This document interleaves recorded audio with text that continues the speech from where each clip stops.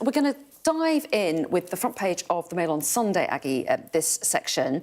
And they are talking about a poll that's been carried out. The headline says, Starmer will be out of number 10 in a year. Indeed, uneasy reading at the start of the year for number 10. So they've done this poll for the Mail on Sunday, which says nearly a third of Britons polled in the State of the Nation survey expect the Labour leader to last another year at most, with more than 2/3 saying he's doing badly with just 6 months into the job. And this is just yet another kind of poll showing the public, or at least some of the public, are not happy with the Labour leader. So I think this will be concerning to them. This is the public. I think what potentially might be more concerning to them is how this is going to affect politicians, Labour MPs, how they're feeling on the backbenches too, and how much Labour MPs are hearing this on the doorstep. Now, I should say, Keir Starmer is still in the lead. If the general election was today, he's still in the lead in terms of voting intention, 30% compared to 23% on the Tories and 22% for Reform. But it's been a really difficult, I think even they would admit that, first 6 months of getting into power.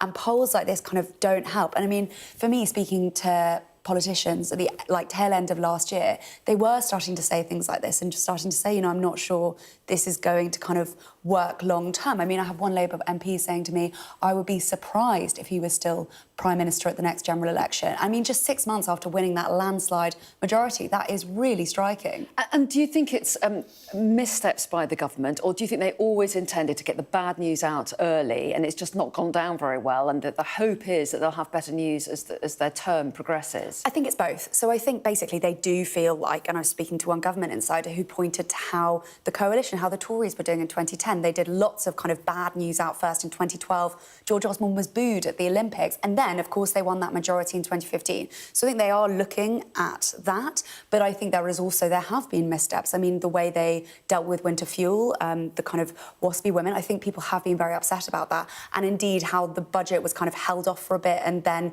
the only thing people were talking about for a long time was winter fuel. So I think there have been missteps too, at least in the communications of things. And the headline is slightly misleading because they're saying Starmer will be out in a year. It's actually a third of Britons, as you said, expect the Labour leader to last another year, which is slightly different.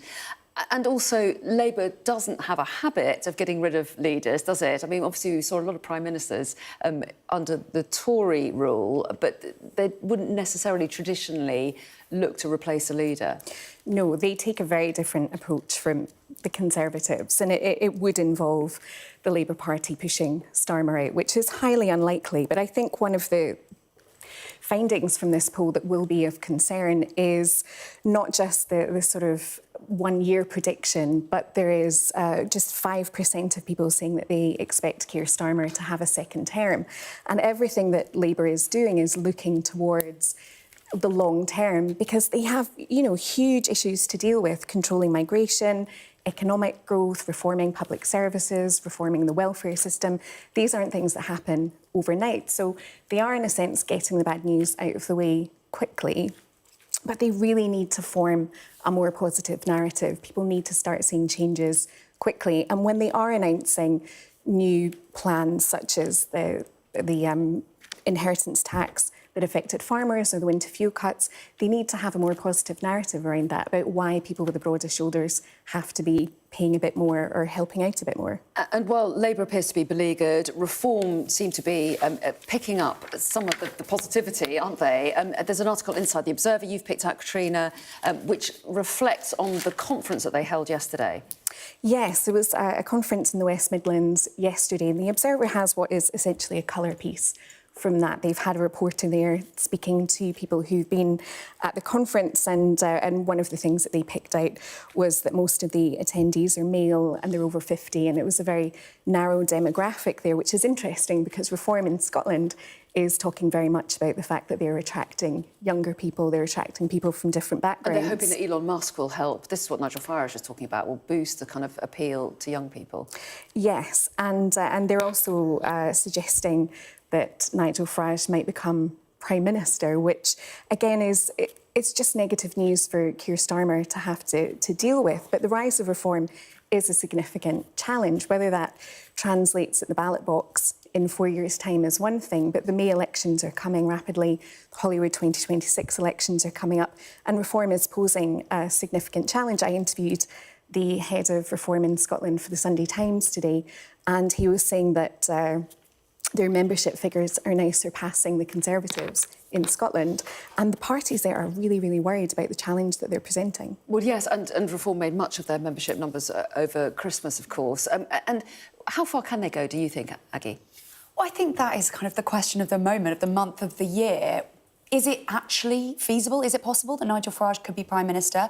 And it's, you know, the Conservatives are asking that, and I think it is the Conservatives that Reform are going to be a big, big problem for, at least in the local elections and kind of going forward. But could he be Prime Minister? And that is a question I think people in government are beginning to ask. I mean, I was speaking to someone who said, he could be, but they are hoping that what might happen is that the local elections Reform do well. They're not hoping Reform do well, but if Reform do well, the conversation might shift to could they overtake the Conservatives in terms of kind of poll ratings? Could they do that? And then it will turn to could Nigel Farage be Prime Minister? And what would that actually look like? And then getting into the kind of nitty-gritty of Reform policies, looking at the fact that they want to slash corporation tax to 15%, and whether that actually might turn the tide again before we get to the next general election. Yeah, and it's a long way to the next election, so really interesting to see what happens between now and then. I think we should talk about olive oil now. I don't know about you, but I feel in the mood for a bit of olive oil. This is in the Times. That's actually the online copy of it, but it is in the paper. The headline in the paper is "Fancy a splash of..." Oh, God, I shouldn't have read out the headline. I can't say it. It's extra virgin oil. Thank you. Does it work? Extra. I think it's extra olive oil. They're talking extra virgin olive oil, and it's from Essex. Indeed, yes, it is. I see what they're doing with the headline. I'm not sure it really, really works. But this is... It's a good news story and a bad news story all at once because it's about climate change, essentially. Climate change now means that it is warm enough in England to be growing olive trees.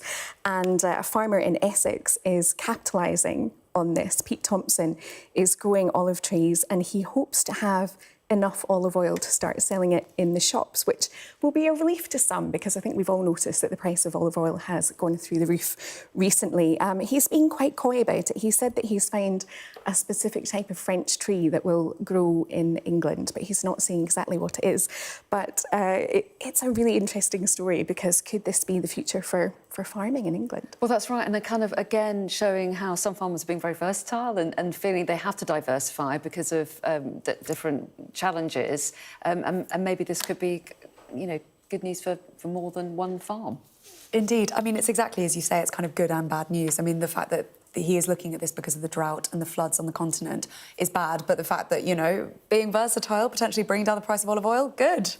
Absolutely. And finally, let's turn to an article about the traitors, because this, once again, this series is proving incredibly popular. Again, this is the online version of the story, but it's in the paper as well. And no spoilers, I should say. I mean, I'm actually up to date, but some people may not have caught up with the latest episode. So talk us through what the article focuses on. Yes, so the Sunday Times have spoken to the Traitors boss about basically how to get onto the Traitors, which is really good news for those of us that think they would be amazing traitors. Are you tempted? Yeah, absolutely.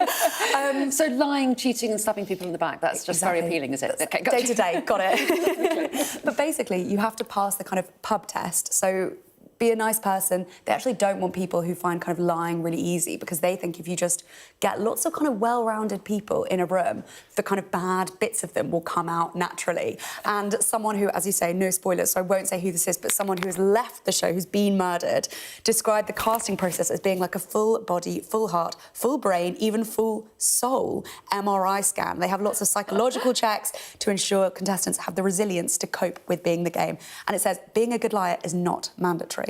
That's so interesting, and it does look like people really do feel the pressure on it. It is absolutely fascinating. I hope you haven't felt too much pressure sitting there. Very different show. Lovely to have your company this morning. Have a good Sunday. I hope you avoid the very cold weather. Thanks very much.